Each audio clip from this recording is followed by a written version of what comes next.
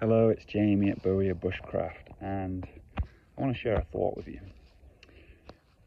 Many of us in the world of bushcraft are obsessed in gear, the gearheads they call them, equipment. They love to buy kit. Others are a bit wiser and spend more time practicing skills, as they should, becoming second nature to whatever it is you're trying to learn. But how many of us are actually spending time thinking about, studying, and coming up with proper mental strategies and ways of looking at things to restructure our mind for survival? I would actually suggest not that many. So I'm going to share an idea with you that's been on my mind all week. And this idea is that thoughts become feelings. Feelings become actions. So a negative thought becomes a negative feeling, becomes a negative action. Positive thought, positive feelings, positive action. If you had serious self-doubts, if you didn't think much of yourself, maybe you thought you were ugly, maybe you thought you were stupid, maybe you thought you weren't as good as the rest of the people in this world, that wouldn't feel very nice. That thought would not feel, and it's a belief, by the way, that thought would not feel good, and that would lead to negative results, because you wouldn't talk to the person that you're interested in having a relationship. You think, I'm just a loser, why would I even bother? Maybe you wouldn't apply for a certain job because you thought you just weren't good enough. So that negative thought would hold negative feelings and lead to negative actions. On the flip side, if you were confident in yourself, you thought you were intelligent, maybe not the best, but I can learn, I can grow, I'll figure it out. That's a good feeling that would come with those thoughts. And then, of course, good actions would come from it. You'd apply for the job, you'd date the girl or the chap or whoever, and you'd get some good results. We need to take this into account in the world of survival, because if we do not believe in ourselves, if we do not have positive thoughts that lead to these positive feelings and actions, we will simply die and perish, depending on the situation you're in. But this isn't a way of thinking that I think needs to be saved for the day of survival. This needs to be put into action now, today. So recently I've been absolutely refusing to think negatively. Anytime a negative thought comes in, I go, no, something good can come from this. And let me tell you, I've been getting some great results. The other day I had a prototype knife built up, and I've not actually been in the workshop and made a knife for quite some time. A couple of things went wrong, a couple of rookie mistakes, and I was a bit like, I was so angry. And I thought, whoa, hold on. I've got a couple of dates coming up soon.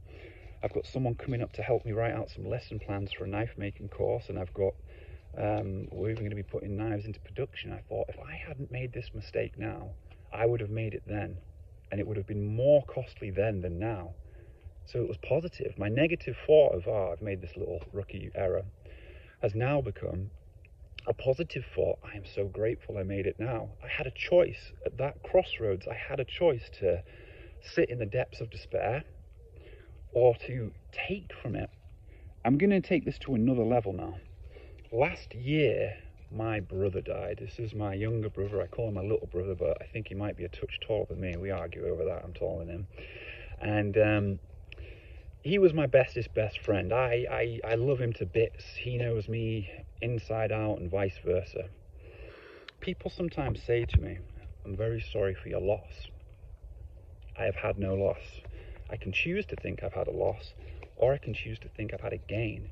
No one's time in life is guaranteed, is it?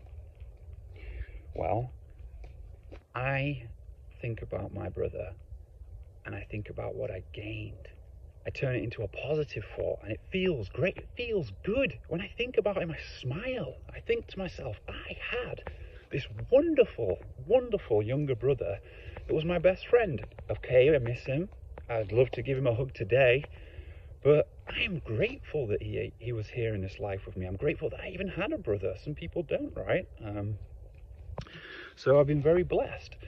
And of course, there are those that I know dealing with the same situation that do think negatively about it. They think about only what they've lost, that leads to negative feelings, and they cry, and of course negative actions will come from that.